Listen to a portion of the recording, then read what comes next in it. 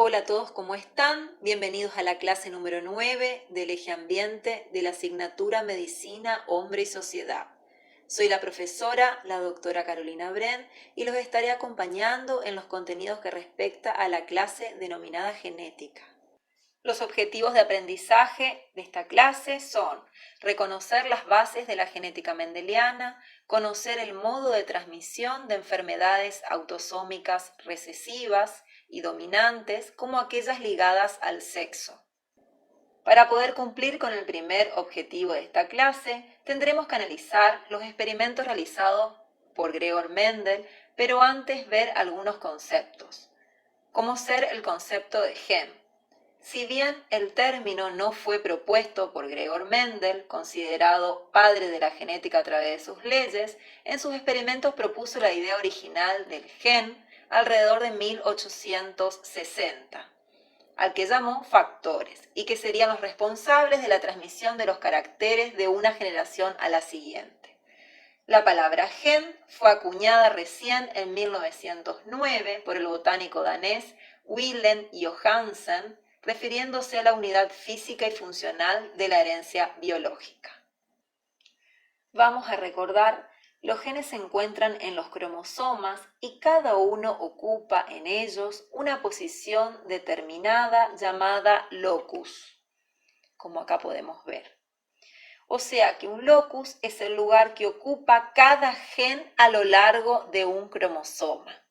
Los genes trabajan de a pares, ya que para un mismo carácter, por ejemplo, color de ojos, hay dos alelos que lo determinan, un alelo procedente del padre y otro de la madre.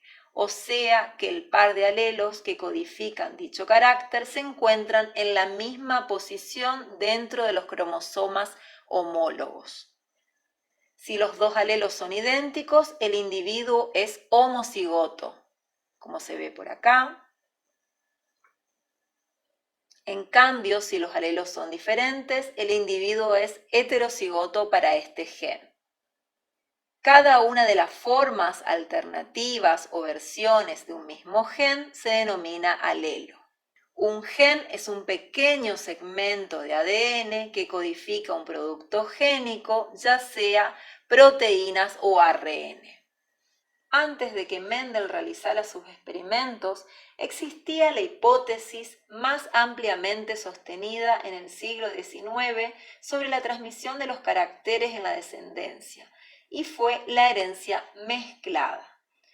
De acuerdo con este concepto, los caracteres se transmiten de padres a hijos mediante fluidos corporales, que una vez mezclados no se pueden separar, de modo que los descendientes tendrán la mezcla de los caracteres de los padres.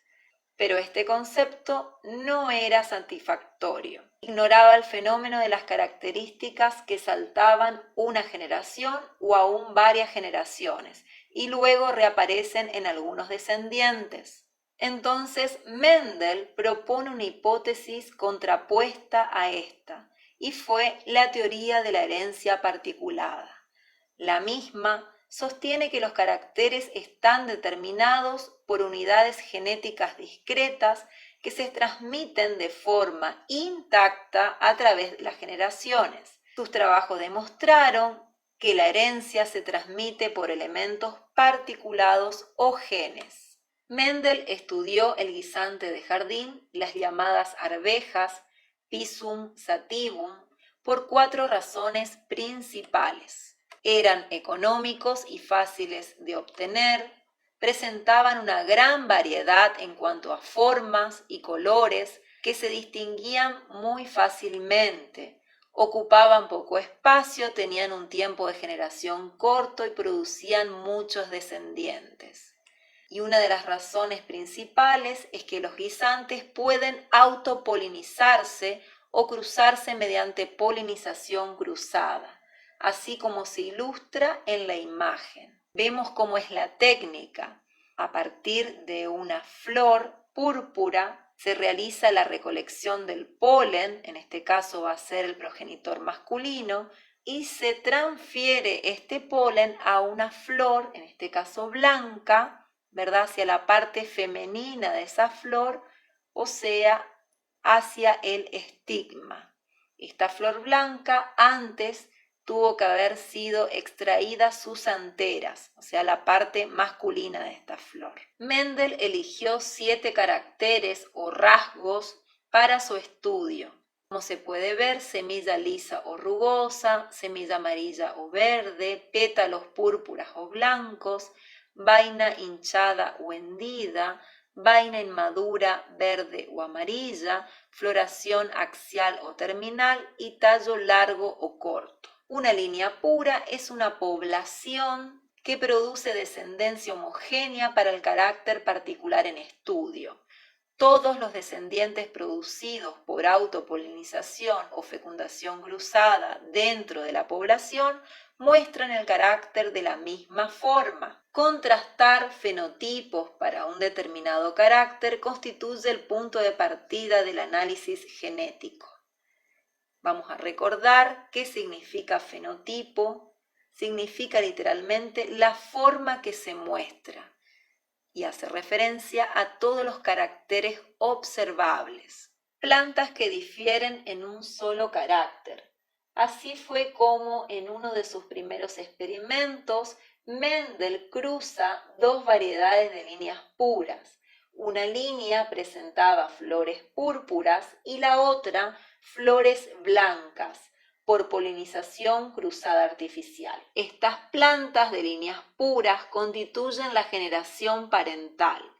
Todas las plantas resultantes de este cruzamiento presentaron flores de color púrpura, así como se ve en la imagen.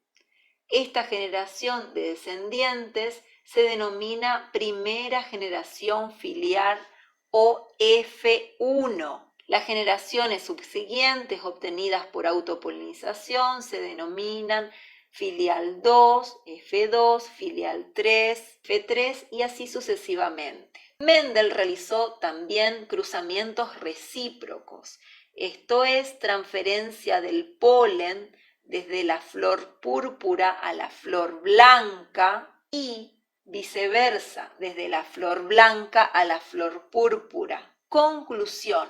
No importaba el modo en que se realizara el cruzamiento, si uno de los parentales puros tiene flores púrpuras, el otro tiene flores blancas, todas las plantas de la F1 presentaban flores púrpuras. A continuación, Mendel dejó que las plantas de la filial 1 se autopolinizaran, permitiendo que el polen de cada flor se depositara sobre su propio estigma. Obtuvo 929 semillas, individuos de la filial 2, y las sembró para obtener plantas de ellas.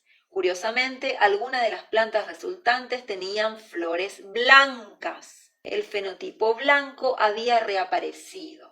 Entonces Mendel contó el número de plantas de cada fenotipo y anotó 705 plantas de flores púrpuras y 224 de flores blancas, y se dio cuenta de que la proporción 705-224 es casi igual a la proporción 3:1. Mendel repitió los mismos cruzamientos con las otras líneas puras para un solo carácter y encontró la misma proporción 3:1 en la generación F2 para cada una de las parejas. Mendel describe este fenómeno utilizando los términos dominante y recesivo, aunque sin explicar su mecanismo.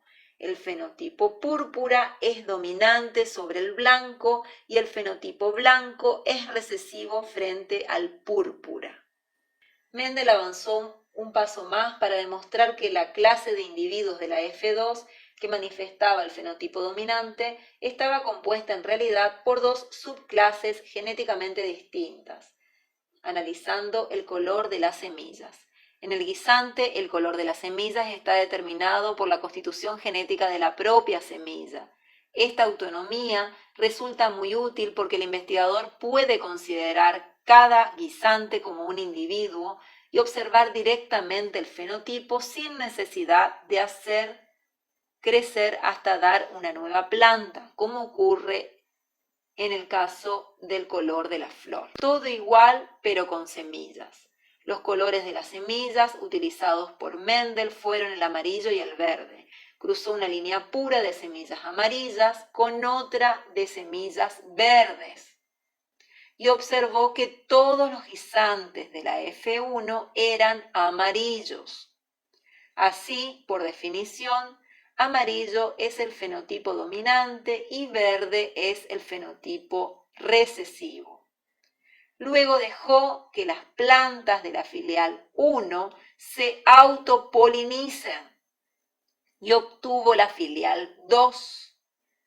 Y observó que en las vainas de las plantas de la F2, que son los frutos, ¿verdad? Las vainas son los frutos de estas plantas, 3/4 partes eran amarillas, o sea, el 75%, y 1/4 parte eran verdes, o sea, un 25%. Así, el problema consistía realmente en explicar la proporción 1:2:1 subyacente de la filial 2. La siguiente tarea de Mendel consistió en comprobar su modelo y lo hizo realizando cruzamientos entre una planta de la F1 y una planta de semilla verde pura parental, lo que se llama retrocruz. El modelo predice una proporción 1:1 de guisantes amarillos y verdes en la siguiente generación y confirma la segregación igualitaria del alelo A grande que determina el fenotipo dominante, color amarillo, y de A chica que determina el fenotipo recesivo, color verde, en el individuo de la filial 1. Este concepto de segregación igualitaria se conoce formalmente como la primera ley de Mendel. Los dos miembros alelos de un par génico se distribuyen separadamente, segregan entre los gametos. Así, la mitad de los gametos contiene un miembro del par y la otra mitad contiene el otro miembro. Segregación de los alelos en los gametos. Los movimientos cromosómicos estrictamente programados que ocurren durante la meiosis provocan la distribución igualitaria de los alelos a los gametos. En la meiosis de un heterocigoto S grande, S chica, el cromosoma portador S grande es empujado en la dirección contraria a la del cromosoma portador S chica. Por lo tanto, la mitad de los gametos resultantes llevan, ¿verdad? Acá como se puede ver, la mitad de los gametos resultantes llevan S grande y la otra mitad llevan S chica. Plantas que difieren en 2 caracteres. Los experimentos de Mendel descritos hasta el momento son el resultado de cruzamientos entre 2 líneas puras parentales que difieren en un solo carácter. Tales líneas producen descendientes F1 heterocigotos que se denominan monohíbridos. Mendel continuó su trabajo analizando la descendencia de líneas puras que diferían en 2 caracteres, lo que se llama dihíbridos. Mendel descubrió otro principio importante de la herencia. Para realizar un cruzamiento dihíbrido, Mendel partió de 2 líneas parentales puras. Una de ellas tenía semillas lisas y verdes, y la otra tenía semillas rugosas y amarillas. El cruzamiento entre estas 2 líneas produjo una F1 dihíbrida de semillas lisas y amarillas. Este resultado demostró que la dominancia de A grande lisas sobre A pequeña rugosa y la dominancia de B grande amarilla sobre B pequeña verde. A continuación, Mendel realizó el cruzamiento dihíbrido. Este cruzamiento, ¿verdad?, fue a través de la autopolinización, el híbrido de la F1 para poder obtener la generación F2. Las semillas de la F2 eran de 4 tipos distintos, apareciendo en las siguientes proporciones: 9 de 16, eran lisas amarillas, haciendo un total de 315 plantas. 3 de 16 eran lisas verdes, con un total de 108 plantas. 3 de 16 eran rugosas amarillas, con un total de 101 plantas. Y 1 de 16 eran rugosas verdes, siendo un total de 32 plantas. Esta proporción 9-3-3-1 es algo inesperada. Parece mucho más compleja que las simples proporciones 3-1 de los cruzamientos monohíbridos. ¿Cuál podría ser la explicación? Antes de intentar explicar la proporción 9-3-3-1, Mendel realizó cruzamientos dihíbridos que afectaban a otras combinaciones de caracteres y encontró que todos los individuos dihíbridos de la F1 que se autofecundaban producían descendientes en proporciones 9-3-3-1.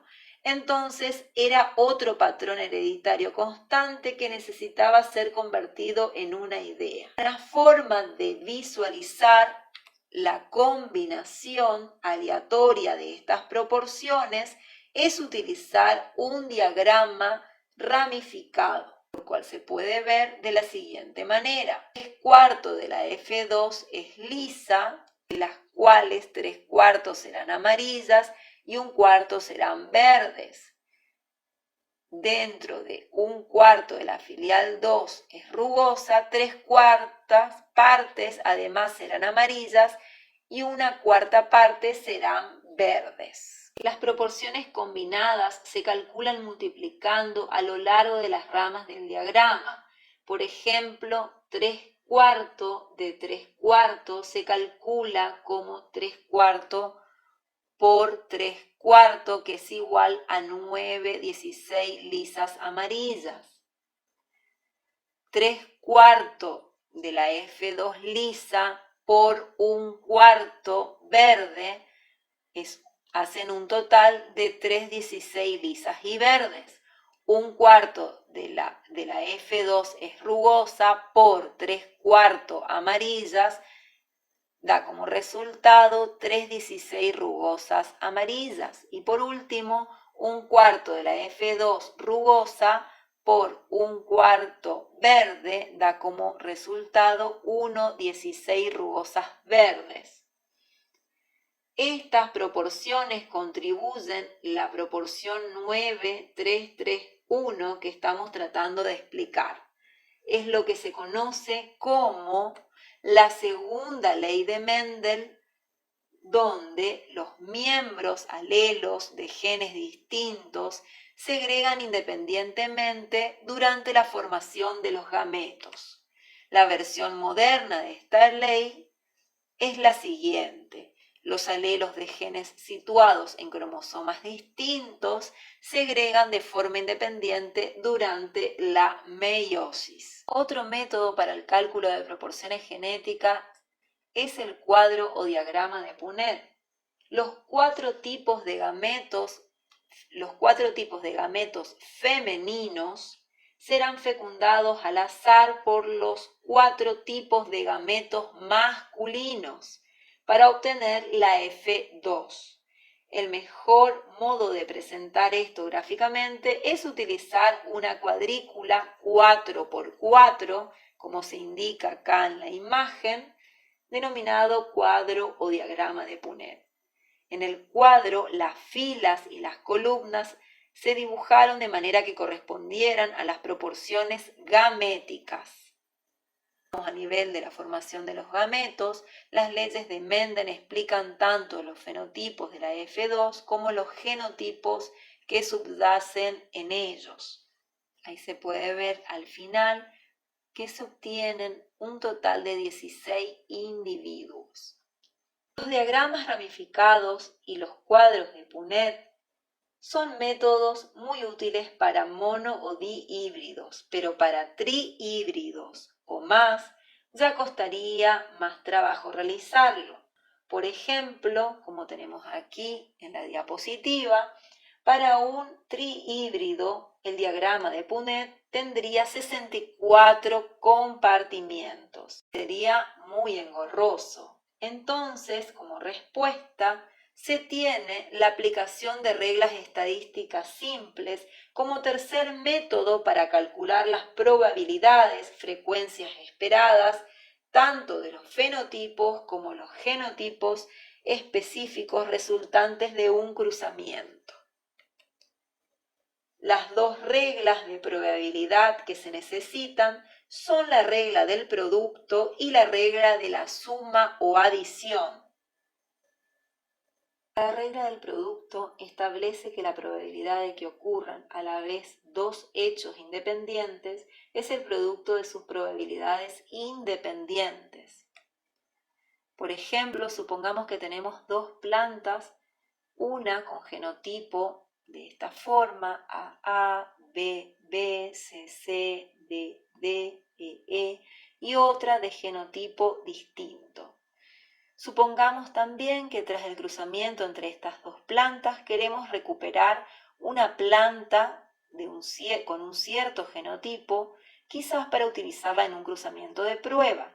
Para calcular cuántos descendientes debemos sembrar para tener una probabilidad razonable de obtener el genotipo deseado, necesitamos calcular la proporción de descendientes que queremos que tengan dicho genotipo. Es así que si suponemos que todos los genes se segregan independientemente, podemos hacer este cálculo fácilmente utilizando la regla del producto.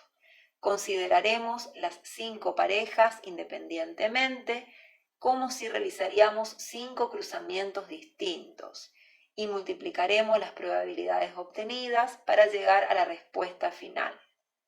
Así, la probabilidad total o frecuencia esperada del genotipo será 1 de 256.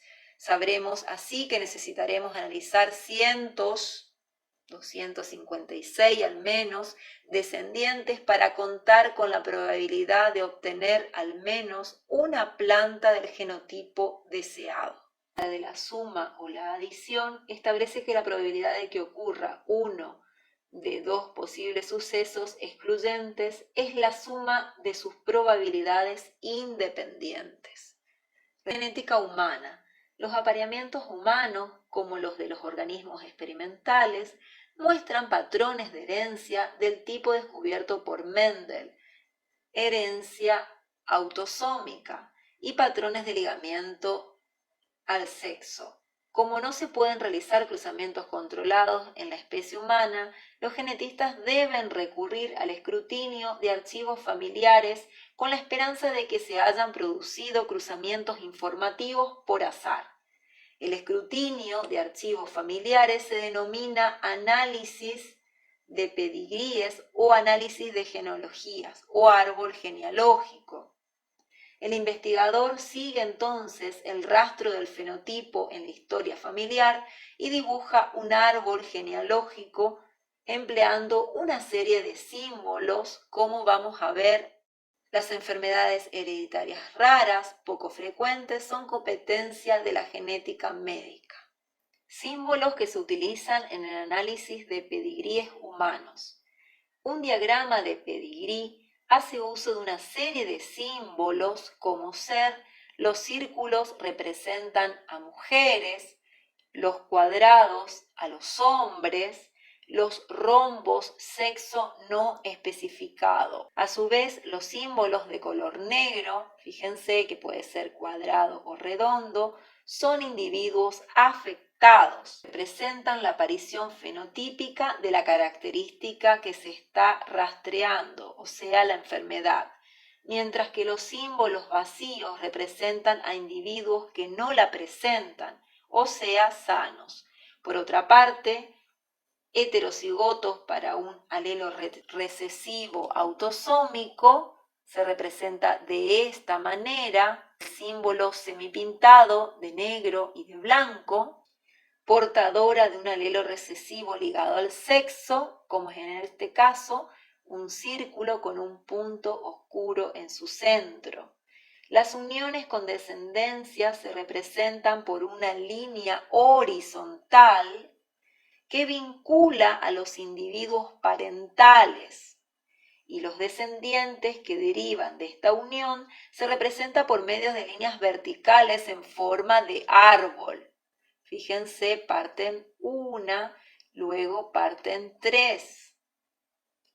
En números romanos se consigna el orden generacional. Fíjense, 1, 2.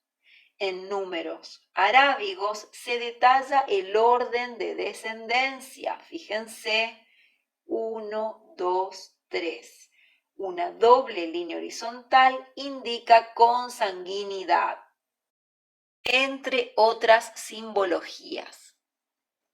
Para poder cumplir con el segundo objetivo de esta clase, que es conocer el modo de transmisión de las enfermedades autosómicas recesivas y dominantes, como aquellas ligadas al sexo, vamos a analizar los patrones de herencia que las representan. Autosómica recesiva. En estas enfermedades, el fenotipo afectado está determinado por un alelo recesivo y el fenotipo no afectado está determinado por el correspondiente alelo dominante. Ejemplos de este tipo de patrón de herencia son la fenilcetonuria, donde la PKU está determinada por el alelo P y la condición normal por P mayúscula. Otras enfermedades son la fibrosis quística, albinismo, anemia falciforme, entre otras. Entonces, el genotipo enfermo va a estar representado por P pequeña, mientras que los sanos van a estar en estado de heterocigosis u homocigosis dominante. ¿Cuáles son las características de un pedigree que nos indicarían este tipo de herencia? La enfermedad aparece generalmente entre la descendencia de padres no afectados. La enfermedad aparece generalmente entre la descendencia de padres no afectados. Y los individuos afectados son, fíjense, indistintamente varones o mujeres. Podemos asumir que se trata entonces de una herencia mendeliana simple y no de una herencia ligada al sexo. Autosómica dominante. Este patrón de herencia muestra el fenotipo afectado determinado por un alelo dominante, mientras que el fenotipo no afectado está determinado por el correspondiente alelo recesivo. Un ejemplo de este tipo de patrón de herencia es la pseudoacondroplasia, un tipo de enanismo, la enfermedad de Hutchinson, polidactilia, braquidactilia y pielbaldismo. El genotipo sano, ¿sí?, va a ser en este caso en el homocigota recesivo, mientras que el genotipo enfermo va a ser en estado de heterocigosis o homocigosis dominante. ¿Cuáles son las características de un pedigree que nos indicaría este tipo de herencia? El fenotipo enfermo tiende a aparecer en cada generación del pedigrí. Fíjense que acá tenemos en la primera, en los parentales, luego en la segunda generación y en la tercera generación también. Y los padres y madres afectados transmiten el fenotipo tanto a los hijos como a las hijas, o sea, a varones como a mujeres, mujeres como varones, a varones como mujeres. De nuevo, la presencia de ambos sexos entre los descendientes afectados descarta el modo de herencia ligada al sexo. La enfermedad aparece en cada generación porque normalmente el alelo anormal presente en un individuo debe proceder de un ancestro de la generación anterior. Los alelos anormales también pueden surgir de novo por mutación.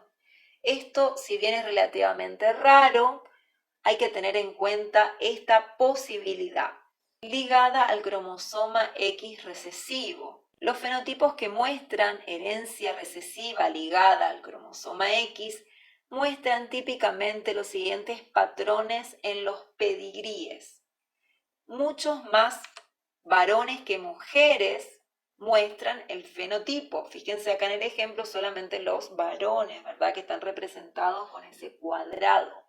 Ello se debe a que una mujer solo puede estar afectada si tanto su padre como su madre son portadoras del alelo, mientras que para un varón presente el fenotipo solo es necesario que la madre sea portadora del alelo correspondiente.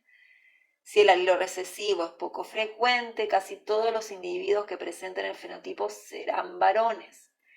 Ningún descendiente varón afectado será enfermo, pero todas sus hijas resultarán portadoras del alelo. Fíjense que el ser portadoras está representado con un círculo y un punto en su centro.